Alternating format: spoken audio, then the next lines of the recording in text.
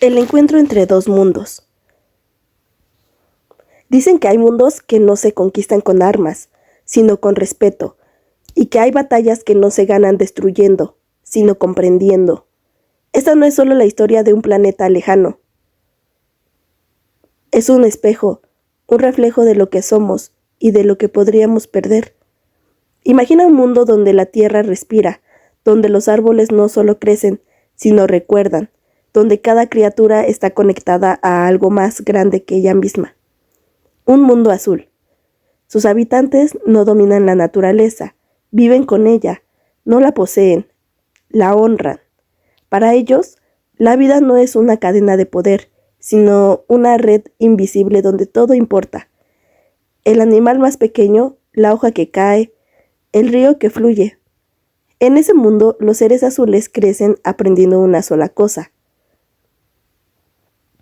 No estamos por encima del planeta, somos parte de él, pero muy lejos de ahí, en otro mundo, la humanidad olvidó esa idea. En su propio planeta, el proceso se convirtió en excusa. La ambición se disfrazó de necesidad y la naturaleza pasó de ser hogar a ser recurso. Cuando los humanos miraron al cielo y descubrieron el mundo azul, no vieron un milagro, vieron una oportunidad. Minerales, energía, riqueza. No preguntaron quiénes vivían ahí, preguntaron cuánto podrían extraer. Así comenzó el verdadero conflicto, no una guerra de armas, sino una guerra de mentalidades. Por un lado, un pueblo que mide la vida por su equilibrio, por el otro, una civilización que mide su éxito por lo que puede controlar. Para acercarse a los seres azules, los humanos no llegaron con honestidad, llegaron con imitaciones, con cuerpos creados para parecerse a ellos, con palabras suaves que escondían intenciones duras. Y aquí es donde la historia se vuelve incómoda, porque no habla de extraterrestres, habla de nosotros. Habla de cómo muchas veces entramos en territorios que no entendemos, creyendo que tenemos derechos solo porque tenemos tecnología. Habla de cómo justificamos la destrucción diciendo que es necesaria. Habla de cómo olvidamos escuchar. Uno de esos humanos, el habitar un cuerpo azul, comenzó a ver lo que antes ignoraba. Sintió el suelo vivo bajo sus pies, escuchó el silencio del bosque y entendió que no era silencio, era lenguaje. Por primera vez, no era un conquistador, era un aprendiz. Y eso cambió todo, porque cuando dejas de ver la naturaleza como algo que se usa y empiezas a verla como algo que se respeta, ya no puedes volver atrás. Los seres azules le enseñaron algo que la humanidad había olvidado, que la fuerza no está en dominar, sino en pertenecer. Ellos no toman más de lo que necesitan, no cazan por placer, no destruyen por comodidad. Antes de cada acto hay gratitud, antes de cada decisión hay conciencia. Y entonces surge la pregunta que atraviesa toda esta historia. ¿Quién es realmente el salvaje? ¿El que vive en armonía con su mundo o el que lo destruye en nombre del progreso? Mientras el humano aprendía a ver con nuevos ojos su mundo original, seguía avanzando. Las máquinas no sienten, los planes no dudan. Para los líderes humanos, el mundo azul no era sagrado, era un obstáculo. Y cuando algo se interpone en el camino de la ambición, la historia nos ha enseñado lo que suele pasar. El conflicto era inevitable, pero esta no es una historia simple de buenos y malos, es más profunda, porque incluso entre los humanos había duda y entre los seres azules miedo. El miedo de perder su hogar, el miedo de que su conexión ancestral fuera arrancada de raíz, el miedo de que el canto del planeta fuera silenciado para siempre. El humano dividido entre dos mundos entendió algo doloroso. No puedes servir a dos verdades opuestas al mismo tiempo. O proteges la vida o la exploras. Y esa decisión no solo definiría el destino del mundo azul, sino también el futuro de la humanidad misma, porque destruir otros mundos no nos hace más grandes, nos hace más vacíos. Y tal vez, solo tal vez, el verdadero mensaje de esta historia no es sobre extraterrestres azules, sino sobre si todavía estamos a tiempo de recordar que la Tierra también está viva.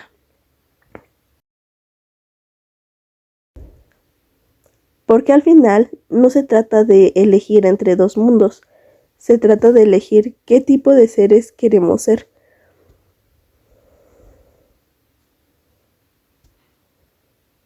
Cuando la vida decide defenderse, toda historia llega a un punto donde ya no basta con entender. Hay momentos en los que el conocimiento duele y la conciencia obliga a actuar. El mundo azul había advertido, había mostrado su forma de vivir, su equilibrio, su respeto, pero la ambición humana no sabe escuchar señales suaves, solo entiende el ruido. Las máquinas avanzaron, donde antes había árboles milenarios, ahora había metal. Donde antes se escuchaban cantos, ahora se oían motores. El suelo, que durante siglos había sostenido la vida, empezó a sangrar. Para los seres azules, aquello no era solo destrucción física, era una herida espiritual, porque cuando un árbol cae en ese mundo, no cae solo madera, cae memoria, cae historia, cae identidad. El planeta no era un escenario, era un ser vivo, y como todo ser vivo, también sabía defenderse.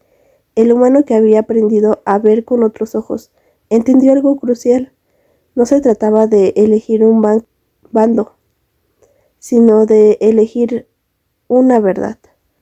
Volver atrás ya no era posible. La guerra que se avecinaba no era solo entre especies, sino entre dos formas de entender la existencia. Por un lado, la idea de que todo tiene precio, por el otro, la certeza de que algunas cosas no se venden. Los seres azules no buscaban conquistar, solo proteger. No luchaban por poder, sino por supervivencia. Y en esa diferencia había una enorme lección. La humanidad suele llamar progreso a todo lo que avanza, aunque destruya lo que toca. Pero el mundo azul planeaba otra pregunta. ¿Avanzar hacia dónde? Cuando las primeras batallas comenzaron, quedó claro que la tecnología no siempre gana. Las armas eran fuertes, sí, pero la conexión lo era más.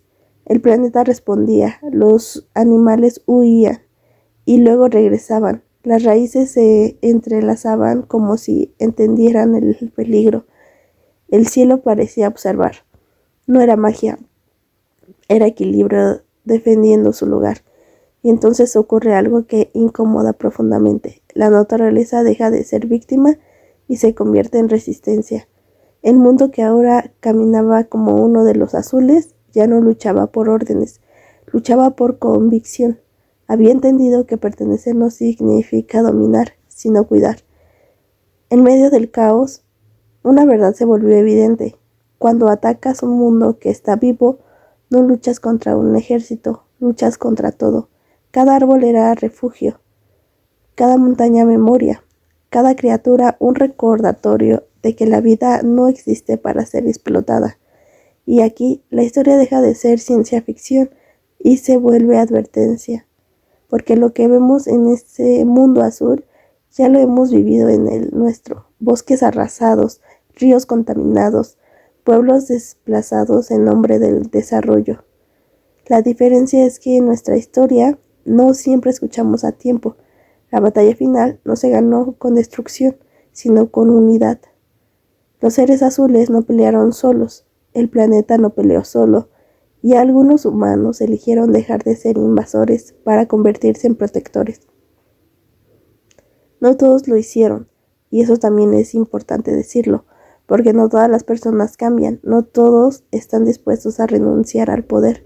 No todos aceptan que estaban equivocados, pero basta con que algunos despierten para que la historia tome otro rumbo. Cuando el silencio volvió al mundo azul, no era un silencio vacío, era un silencio que respiraba. Los árboles seguían en pie, las conexiones se restauraban, la herida sanaba lentamente. El planeta había sobrevivido, pero el mensaje iba mucho más lejos. No se trataba de expulsar a la humanidad, se trataba de mostrarle un límite. No todo lo que puedes tomar te pertenece. Ese es el corazón de esta historia. Los seres azules no odiaban a los humanos, lamentaban lo que se habían convertido. Porque alguna vez los humanos también vivieron conectados a su mundo, también escucharon la tierra, también entendieron que la vida era sagrada. La tecnología no es el problema, el conocimiento no es el enemigo. El peligro aparece cuando olvidamos la responsabilidad que viene con el poder. Al final, el humano que cruzó ambos mundos comprendió que no había salvado un planeta, había salvado una idea. La idea de que aún podemos elegir distinto, porque el verdadero mensaje de esta historia no es no toques lo que no es tuyo, es algo mucho más profundo. Recuerda que también eres parte del todo. Si destruyes la naturaleza, no estás destruyendo algo externo, te estás destruyendo a ti. Si escuchas esta historia y piensas que habla de otro planeta, entonces no lo has entendido del todo. Habla de la Tierra, habla de nosotros, habla de ahora. El mundo azul no es un lugar lejano, es un recordatorio de que todavía estamos a tiempo, de que aún podemos decidir si queremos ser conquistadores o guardianes, porque no heredamos los planetas de nuestros padres, los tomamos prestados de quienes vendrán después, y quizás, solo quizás, si aprendemos a escuchar cómo lo hacen los seres azules, el futuro todavía tenga esperanza. Al final, la pregunta no es si podríamos vivir en armonía con otro mundo.